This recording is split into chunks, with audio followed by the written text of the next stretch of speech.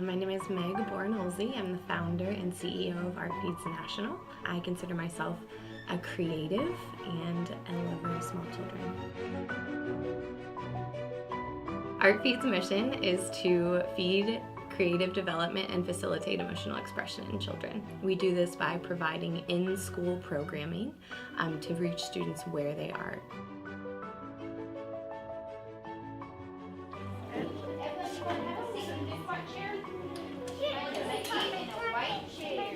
So what we do is not in replacement for an art class. We're not teaching line or design or color or those basics that students really need.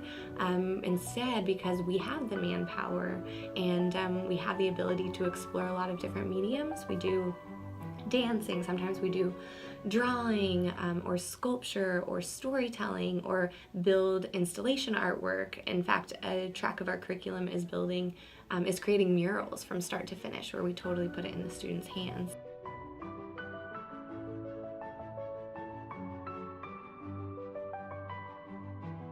So today we're going to read this book together. It's just a short one, and then we have a fun project to do a little bit. Art Feeds classrooms, it's a very different environment than you'll find anywhere else. Just the feeling in there is the feeling of teamwork. We work really hard to cultivate an environment where students feel comfortable. They feel like their ideas are safe. There are no wrong answers. There are no tests. We reward thinking outside the box. We want them to communicate with each other as a team, and we work really hard to congratulate students on their kindness, cooperation, and lack of discrimination. The idea is that we're helping students thrive in education by implementing therapeutic art for expression, for their mental and emotional well-being, but also creative education to help build creative capacities, because we really and passionately believe that students are born creative and innovative and imaginative, and that's what's going to change the future, is if we learn to cultivate those things in our students. So when we say therapeutic art, how we develop our curriculum is with the help of a child trauma specialist, a certified teacher, and an art therapist. And then we have an Art Feeds method training that everyone goes through. So it's the people who are in the classroom are equipped to deal with any sort of situation. Because we do create an environment where students can talk about things that are difficult. You know, at home, students are undergoing chronic trauma, whether that is a tornado, or there might be domestic violence, or like me as a child, children might be just wired differently and have social anxiety. And so to us, consistent expression is incredibly important. We talk about how it's important to express things to make us healthy and well. And so then we equip our educators in that classroom to make sure that the best interest of the child is at hand.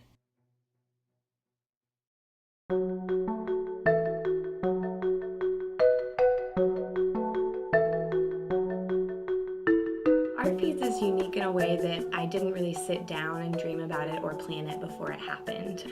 I was volunteering in a behavioral disorder classroom whenever I was 19 years old, just because I really love children and I wanted to invest my time. And in that classroom, there was a little boy who was extremely lethargic, had trouble concentrating, and academically was not measuring up to his peers. So I decided to spend a little more time with him. The more time I spent with him, he disclosed to me that he wasn't being fed at home, which really shook me at my core, but also pointed to the fact that he couldn't concentrate in school. So I got his nutritional problems taken care of through snack packs and free lunch and conversations with his mom.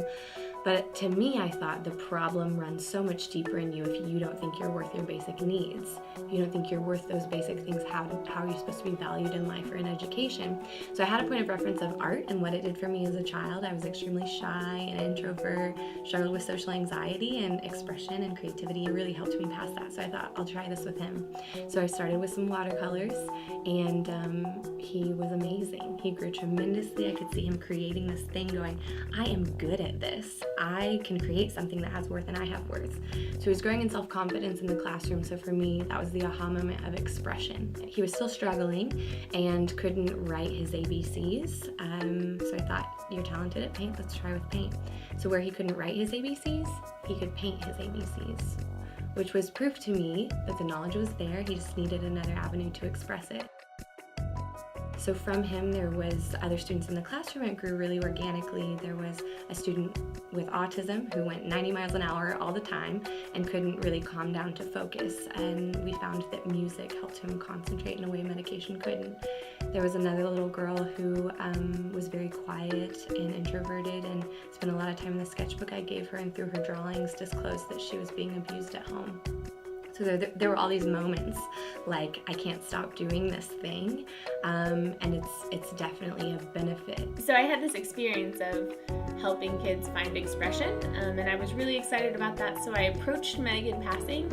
We had a class together in school, and I knew her through a couple friends, but we weren't friends, we didn't really know each other, so I just approached her and said like, hey, I love what you're doing and can I be a part of it? So I started working with her and volunteering at some events, and then a few months later she invited me to come into the classroom, and then it just worked. It worked really well for us. So in any sort of startup, and especially in nonprofit, there's all sorts of obstacles that you have to overcome. The biggest obstacle is being 19 years old and having no experience or resources, but trying to figure out how to provide for the students that we felt so passionately needed what we were doing. We created the first Art Feeds office out of the house we lived in together. For me, it was just about being totally self-directed and learning it, figuring out how to learn it. We were still in college. Neither of us came in with a master's of nonprofit management. We just had to ask people who are smarter than us. How do you start an organization? How do you write that 501c3 paperwork? We had to figure out if we were going to be tax exempt. How do you write a grant? Do a lot of studying and look at structures of other nonprofits. Everything that we have built in the past 6 years, we've just had to teach ourselves. We Googled anything that we could think of.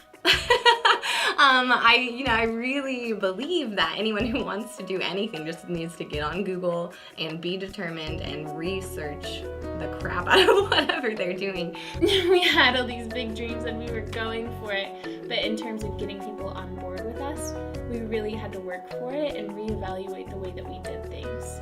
That was a really big obstacle, but also we had to scale very quickly because of the disaster in Joplin. The need was so great.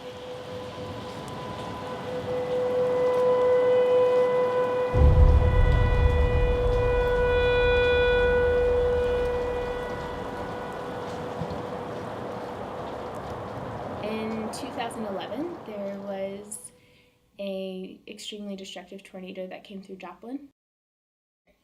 There were over 100 lives lost during that in a path of destruction.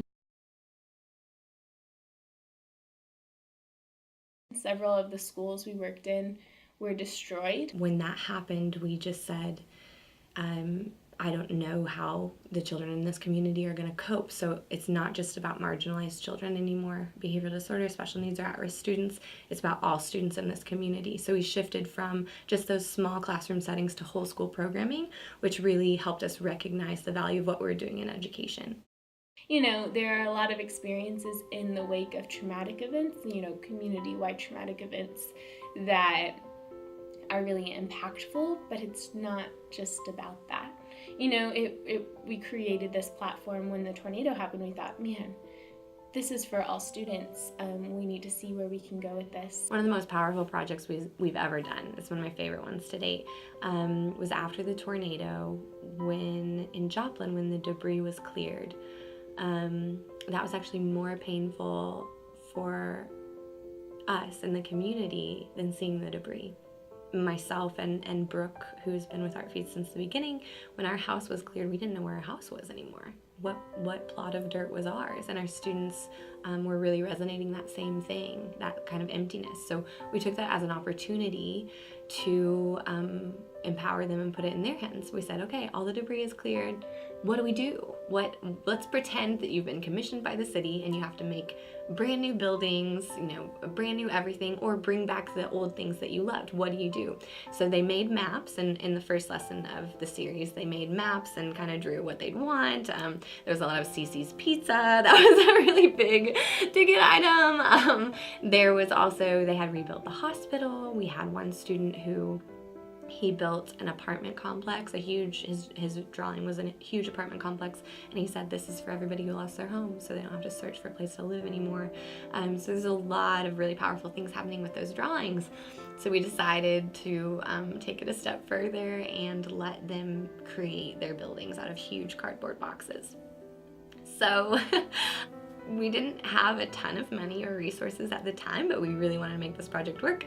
So I called around to all of these furniture stores asking like, hey, do you have big boxes, refrigerator or stove-sized boxes? Because we want this to be really real for the kids. And they were like, yeah, we do. They're in the dumpster. So we found ourselves dumpster diving for these boxes. But it was totally worth it. I would do it again and again and again and again, because the students the next week got in teams and they built their buildings together. They painted them, they drew all over them, and then we took all of the buildings that they had created as a class. There was about 4 or 5 buildings per classroom.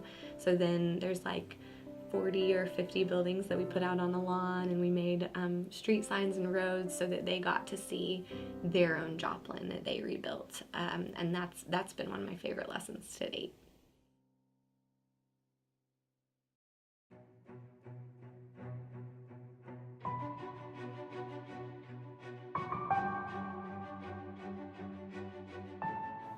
I think what inspires me to keep working at Art Feeds, to keep working hard every day, is really the kids. That sounds kind of cliche, but it just is. My love and my passion is being in the classroom. But as the founder of this thing, that time becomes less and less. As we grow, it's more about me facilitating other people to do their jobs in the classroom or in their community or whatever. So when I do get to go to the classroom, that's 100% my fuel. I know that it carries so much farther than this classroom, and my work has impact on these students, thousands of students, and that's one of the most rewarding things I can think of. In 6 years from that first little boy, we have definitely grown significantly. Yeah, in this story, we started at 19 where we were Googling how to make an invoice and how to keep track of our donors and cutting leather bracelets. From 9 students in that first classroom, we are this semester working in 19 schools and 3 children's organizations in 3 different communities, impacting as a whole consistently over 5,500 students. To date, since 2009, we've worked with 24,000 children. So it's definitely grown. We started working towards making Joplin programs sustainable with a new team so that we could focus on national expansion.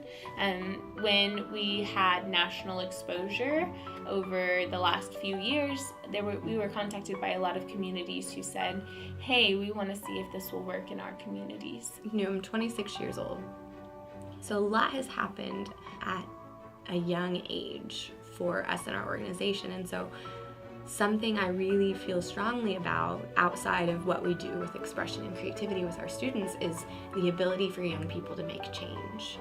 Because we didn't have resources, we didn't have money, we didn't think we had time. We have all of those things if you will figure it out, if you'll make time for it, and if you just don't give up.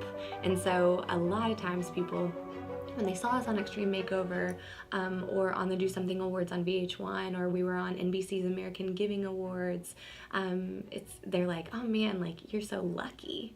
And it's like, man, you're seeing the shiny part of this, like not all the hours of hard work that goes into the back end. Yes, those things are important to us, but that's not why we're doing it. We're doing it for the kids. So I think finding whatever that is, it's something different for everybody. For me, it was about these students, about reaching them where they are. And I wasn't going to give up on that, but I think everybody has that, and age plays no factor in it. Whether you're 75 and you want to learn to sculpt, or whether you're 19 years old and you decide to start an organization, yeah, that's just something really important to me to share.